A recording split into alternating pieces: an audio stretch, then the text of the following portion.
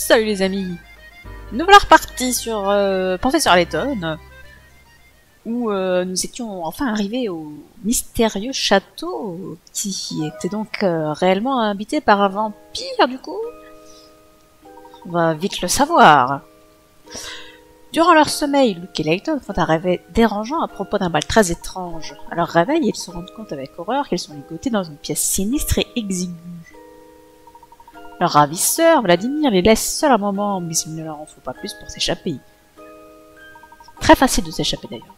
Sachant que Vladimir sera bientôt de retour, ils essaient de trouver un moyen de s'enfuir du château.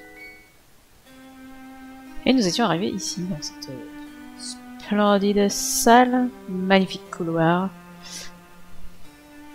avec la souris, ça ira mieux.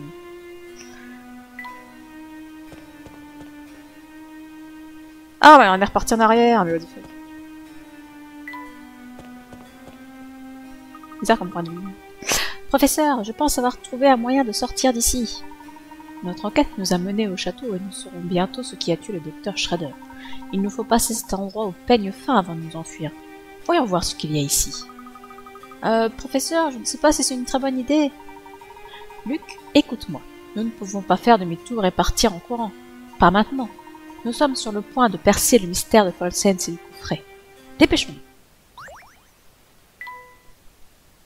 Oh, si j'avais su, je me serais arrêté là la dernière fois. En voilà une. Super. Des piécettes. Jolies piécettes. Un tableau. Regardez ce portrait, professeur. Le voilà, l'héritier de la famille Van Herzen, grandeur nature. Vous voulez dire celui qui nous a ligotés et avait prévu de nous dévorer? C'est étrange. Qu'y a-t-il d'étrange, professeur? Ce tableau, il est trop détérioré pour avoir été peint récemment. Et pourtant, nous avons vu Vladimir. Ce portrait est des plus fidèles. S'il ne vieillit pas, alors c'est vraiment un vampire. Je le savais, il faut partir tout de suite. Ces rumeurs qui circulent à Folsen's ne sont peut-être pas complètement infondées. Mais il ne nous servira à rien de paniquer. Essayons de rester calmes. Cette énigme nous y aidera. Quoi? Une énigme? Vous pensez vraiment que c'est pas un moment? Alors excusez-moi si je parle du nez. Je ne suis pas enrhumée, mais je respire très mal en ce moment. Je ne sais pas pourquoi. Comme si j'avais le nez trop serré pour d'obscures raisons. Deux frères ont hérité de 5 objets d'art. Selon le testament, l'aîné obtiendra un lot de tableaux valant 2 fois plus que celui de son frère. Afin d'évaluer la valeur des tableaux, les deux frères font appel à un expert, qui évalue les tableaux comme indiqué ci-dessous. Les deux frères décident de rémunérer l'expert en lui offrant le tableau qui reste après que les biens ont été divisés. Un même tableau ne pouvant revenir qu'à une seule personne, quel tableau recevra l'expert?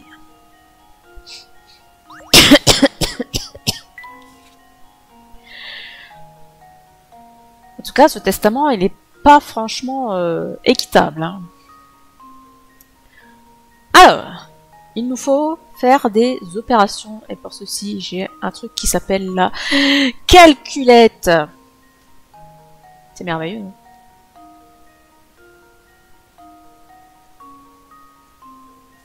Nous en avons pour un total de 275 000 de pognon. Il faut que il y ait un frère qui en ait 2 fois plus que l'autre. Donc, il faut diviser cette somme par 3. Il y en a 2 tiers qui vont à l'aîné et 1 tiers qui va au cadet. Donc si je divise 275 par 3, j'arrive à un nombre par rond. Merde! Ça fait 91 000 des très brouettes. Donc on n'est pas bon.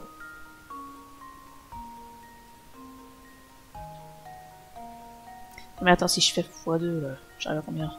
C'est 83 000. Donc faudrait qu'on fasse 90 000 d'un côté et en gros 180 000 de l'autre. Ah oui, mais parce qu'il faut payer... Oui, il faut payer machin. Ok. Ok. Donc, Essayons de faire 180 000. Si par exemple je fais, je sais pas, 95 plus 60, ça me fait combien?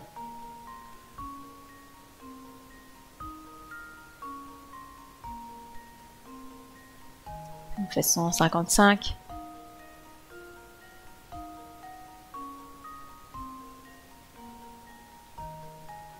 Et si je fais ces deux-là... Si je fais ces deux-là, j'arrive à 100. C'est pas bon.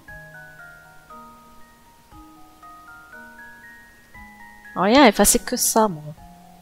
C'est pas possible. C'est sûr qu'il n'y a pas un outil gomme plutôt que juste tout effacer. Admettons que le petit, il est 60.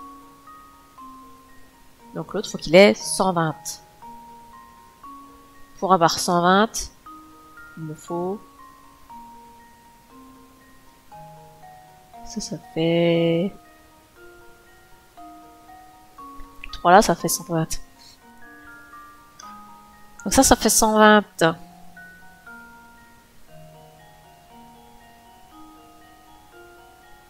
À 120 et 60, on est bon en termes de division de fois plus pour l'un que l'autre. Ça veut dire que le mec, il empoche quand même 95 000 pognons juste pour ça, quoi. Pas rentable. Si on fait d'autres calculs... Si par exemple le petit, là, c'est de là. Il fait 80. Donc l'autre, il est 160.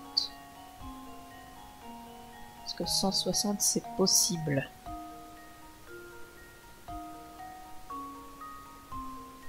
Non, ces deux-là, ça fait que 150.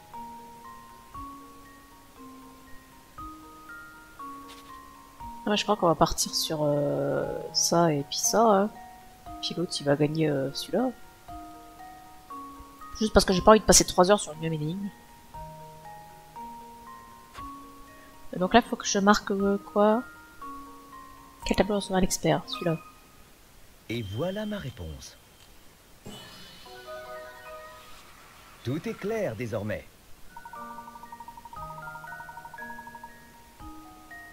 L'expert repart avec le tableau le plus cher de tous. N'a-t-il pas de la chance? Bah tu m'étonnes. T'imagines en vrai?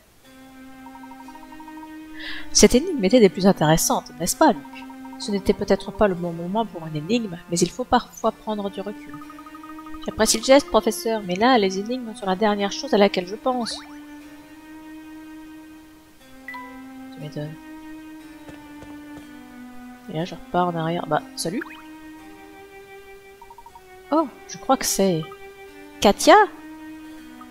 Oh, que faites-vous ici tous les deux? Nous pourrions vous poser vous demander la même chose. Il y a un vampire dans ce château, vous savez. Vladimir, ce n'est pas un vampire, il n'est que... Je suis perplexe, Katia. Que savez-vous sur cet homme? Ce n'est pas à moi de le dire. D'ailleurs, le plus important pour vous, c'est de vous échapper. Si vous restez ici, la folie ambiante ne tardera pas à vous atteindre. La folie? J'ai bien peur de ne pas comprendre. Soyez franche, que se passe-t-il ici? Très bien, je vais tout vous expliquer. Mais il faut d'abord que vous partiez au plus vite. Je vais vous aider à fuir. Venez. Quel est votre rôle dans toute cette histoire? Est-ce que... Pas maintenant. Vous devez vous enfuir au plus vite.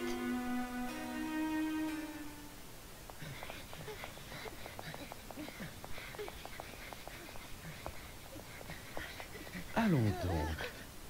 À quoi rime ce tapage nocturne? Vous ici? Impossible. Oh, si vous saviez combien de temps j'ai attendu. Professeur, vous savez de quoi il parle? Je n'en ai aucune idée. Venez à moi, ma douce Sophia. Vous m'avez tant manqué. Comment?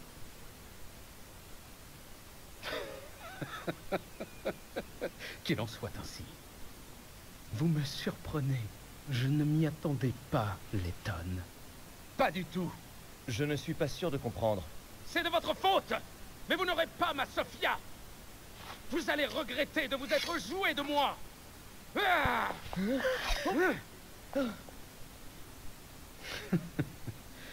Il y a bien des épées ici.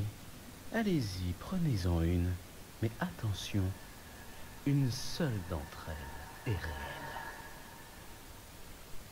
Un guerrier ne se sépare jamais de sa lame. Hein?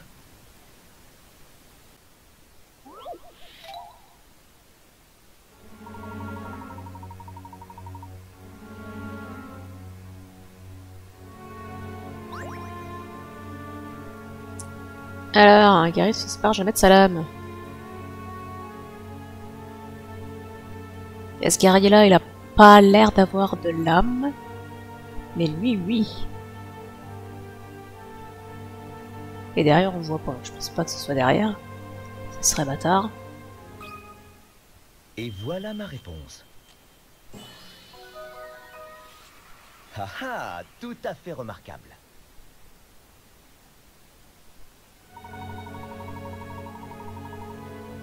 C'est un subtil indice. Ouais, ça va pas si subtil que ça.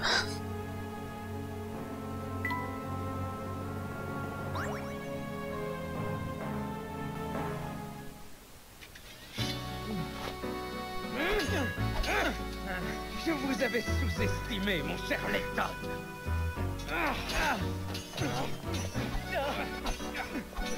Et d'où il sait se servir d'une épée, les trucs.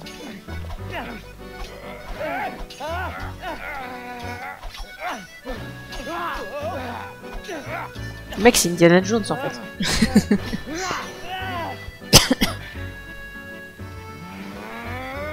Lecton! Sophia est ma promise, mon seul amour.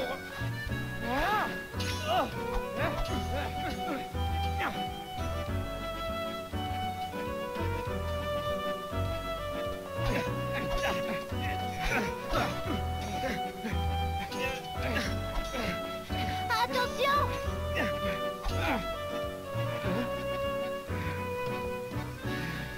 Pourquoi suis-je si essoufflé? Peu importe, je dois me battre. Non, arrêtez! Je vous en prie!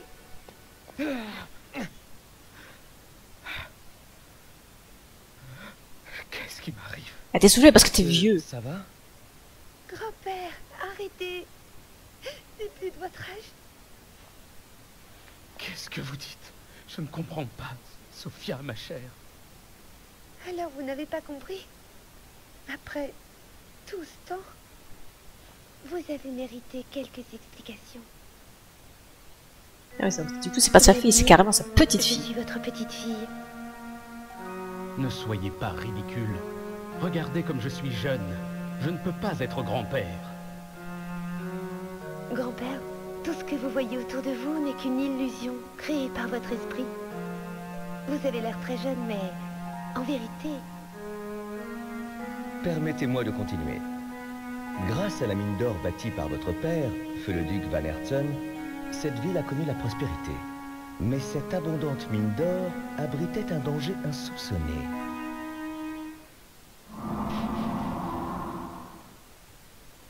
En cherchant de l'or, les mineurs ont, sans le savoir, mis au jour une veine de gaz hallucinogène.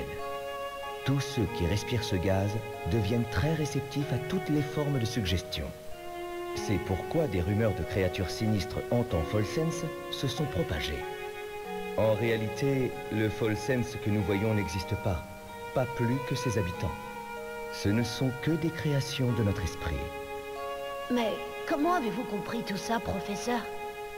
Nous avons vu des photos de Folsens prises il y a 50 ans, et la ville n'a pas changé du tout. Aucune ville ne peut rester inchangée pendant 50 ans.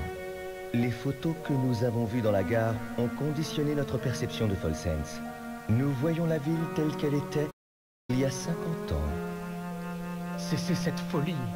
La ville est bien réelle. Tout comme moi. Folsens n'est plus qu'une ombre, grand-père.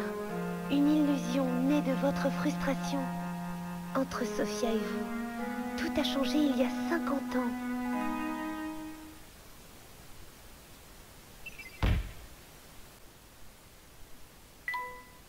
Katia est la petite fille de Sophia et de Vladimir. Elle s'est rendue à Folsens pour rencontrer Vladimir et dissiper un malentendu lié à des événements s'étant déroulés il y a une 50aine d'années. À cause du gaz hallucinogène présent dans l'air de Folsens, Layton et les autres se sont mis à imaginer la gare telle qu'elle était représentée sur les photos accrochées au mur du bâtiment. Efficace quand même, le gaz hallucinogène est pas du tout dangereux, plus que ça a priori. Je sais pas, ils ont l'air de bien le vivre, hein, depuis le temps qu'ils sont là. D'ailleurs, en théorie, ça fait que 2 jours qu'ils sont là. Mais nous sommes fiancés. Vous ne pouvez pas me laisser ici. Je ne l'accepterai pas. Cette ville est maudite. Si je reste ici, tous les gens qui me sont chers vont mourir. Et moi, je ne compte pas pour vous, Sophia. Restez avec moi, et nous rebâtirons Folsens. Pardonnez-moi, Vladimir. Je pense à quelqu'un d'autre. Quelqu'un que j'aime encore plus que vous. Et sinon, il y avait une meilleure façon de tourner cette phrase. C'est pour cela que vous me quittez? Parce que vous en aimez un autre?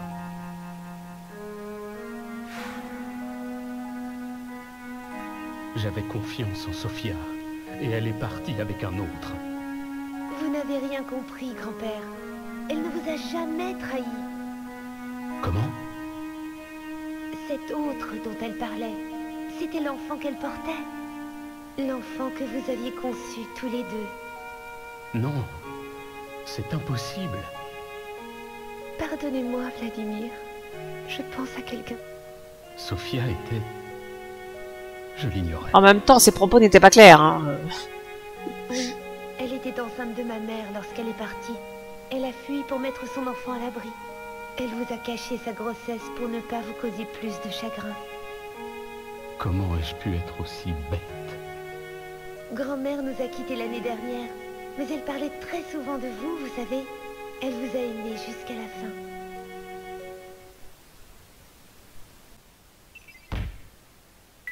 Encore une triste histoire. Vladimir a inventé cette histoire de vampire pour décourager tous ceux qui tenteraient de voler la fortune des Van Herzen. Il s'est assuré de terroriser tous les intrus, mais les a toujours laissés repartir sains et saufs. Sophia est morte. Non, c'est impossible. Ce ne sont que des mensonges.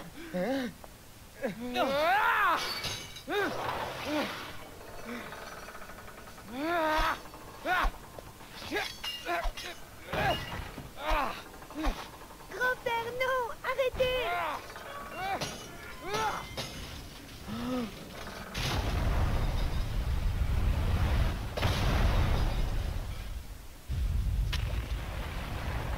Il pesait un sacré poids, ce lustre. Allons-nous-en, vite! Professeur, tout va s'écrouler! Allez, suivez-moi! Qu'est-ce que c'est? Qu'est-ce qui se passe? Allons, grand-père, il faut vite partir d'ici! Attention!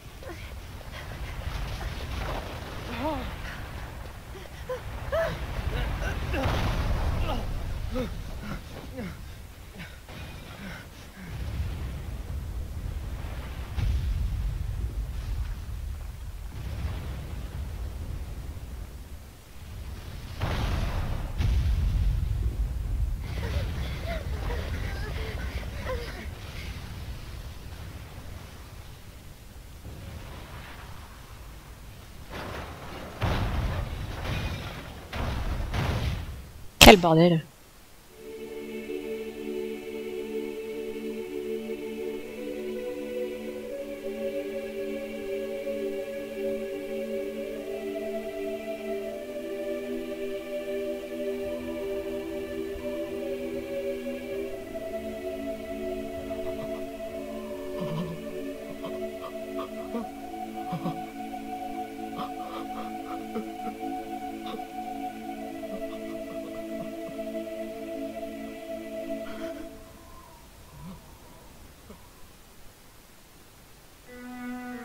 Je crois que j'ai trouvé toutes les réponses que je cherchais. Je peux vous rendre ceci. Merci. Le coffret n'était pas maudit finalement. Et non, il n'y a aucune malédiction dans cette boîte. Cela dit, je pense que le minerai dont est composé le coffret contient des traces de ce gaz. Tous ceux qui ouvrent le coffret respirent les mêmes vapeurs que celles qui ont ruiné cette ville. Ils s'attendaient à mourir, ils se sont donc eux-mêmes condamnés. Alors, ce n'est rien de plus qu'un coffret ordinaire? Ne va surtout pas croire cela. J'ai fait forger ce coffret pour qu'il accueille une part de mon cœur. Comment cela? Il y a un message caché dans ce coffret. Un message destiné à Sophia. C'est bien, j'ai pas besoin de Il y lire. a bien longtemps, j'ai demandé à un voyageur de passage d'apporter ce coffret à Sophia. Malheureusement, la valeur marchande du coffret représentait une trop grande tentation. Il a été volé bien des fois, acquérant dans le même temps sa funeste réputation. Mais nous avons ouvert le coffret. Il était vide. Tu ne le sais sans doute pas, mais il y a deux manières d'ouvrir ce coffret. Sous le soleil brûlant sont réunis les deux amants. Lorsque le vent soufflera, leur amour triomphera. Ce vieux poème est la clé du mystère lié à ce coffret. Est-ce que tu comprends, mon garçon? Oui, je crois comprendre. Vous permettez? Sous le soleil brûlant sont réunis les deux amants. Lorsque le vent soufflera, leur amour triomphera. Alors j'espère qu'il faut pas souffler dessus pour réellement l'ouvrir parce que c'est pas possible. Hein. Je ne suis pas sur DS, là je suis sur PC.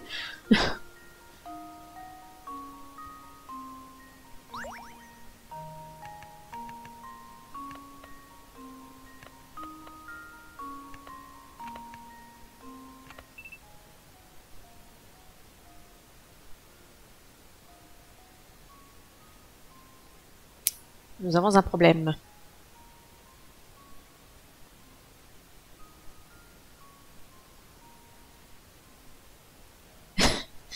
Il n'y a pas moyen de faire autrement qu'en soufflant dessus? Eh ben c'est bien. Voilà. Très bien. Merci le jeu de ne donner aucune possibilité de faire autrement qu'en soufflant sur ta DS.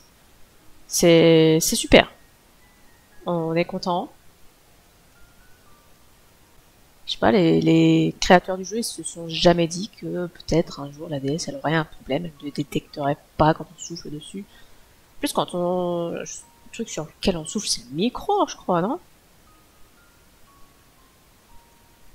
Du coup, je sais pas, moi. Si je souffle avant mon micro, ça marche pas. Hein. Attention les oreilles. Ah, ça marche pas. Hein. Non, on est baisé, hein. On est complètement baisé. Eh ben c'est chouette. Alors, je mettrai la fin du jeu prise sur internet dans la VOD YouTube. Je vais quand même dire ce que j'ai pensé du jeu dans sa globalité. Et globalement, bah c'est moins bien que le premier. Parce que le premier était bien, tout simplement. Alors ici, oui, il y a du mystère, c'est vrai, mais je trouve qu'on est... Après, c'est peut-être moi aussi, je trouve que je suis moins investie dans ce jeu-là que dans le précédent.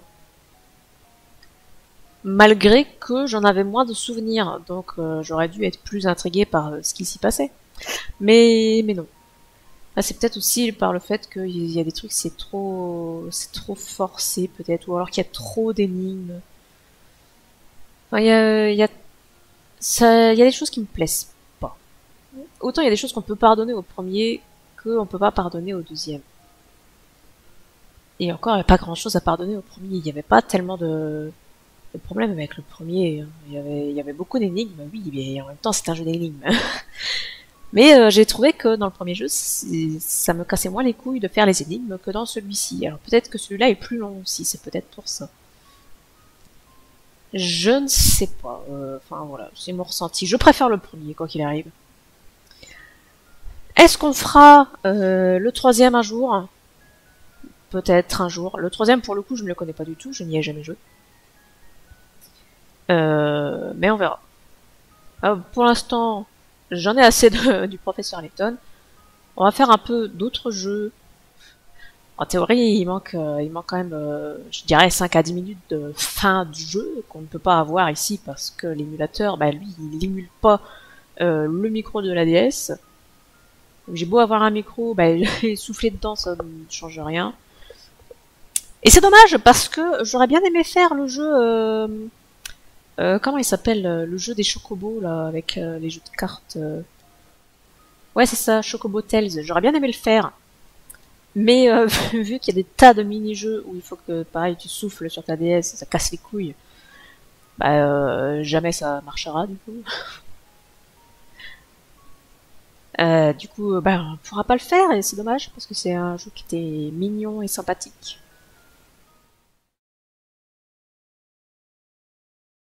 Et voilà. Oh, Il y a un problème? ce n'est pas la lettre que j'ai écrite, c'est l'écriture de Sophia.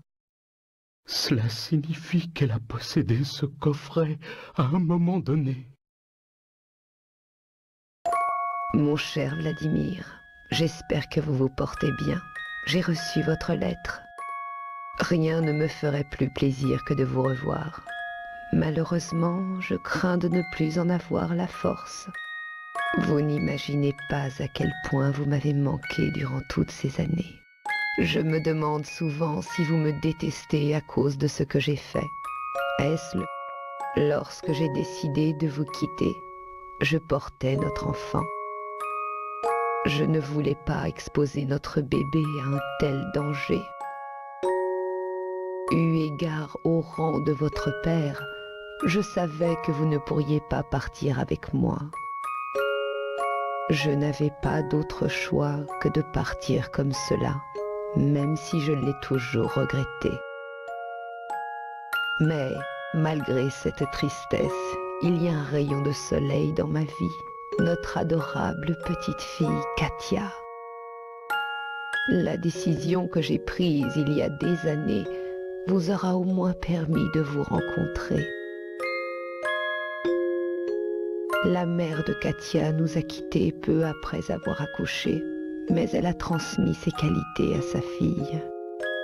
Chaque fois que je vois Katia sourire, je ne peux m'empêcher de penser auprès d'elle. Je n'aurais jamais pu vous oublier, même si je l'avais voulu. Depuis le jour où je suis partie, je n'ai jamais cessé de penser à vous. Aujourd'hui, au crépuscule de ma vie, je veux croire que nous nous retrouverons là-haut. Penser que je reverrai un jour votre visage me réchauffe le cœur. Portez-vous bien et soyez heureux, mon très cher Vladimir. Et à bientôt, votre Sophia. Sophia, je comprends maintenant. Grand-père, Grand-père, oui, c'est vrai. Cela sonne plutôt bien.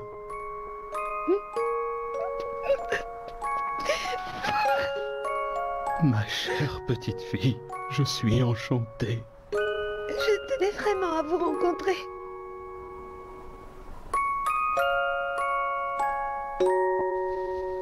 Cela fait si longtemps, tellement longtemps que j'avais oublié ce qu'aimer voulait dire.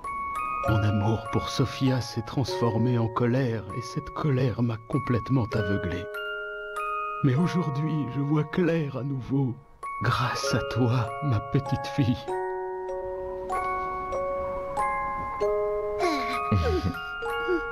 M'entendez-vous, Sophia? Le moment de nos retrouvailles n'est pas encore venu. Il y a quelqu'un ici qui a besoin de moi. J'espère que vous me pardonnerez de vous faire attendre, ma chère. je suis vraiment certaine qu'elle approuve votre choix, grand-père.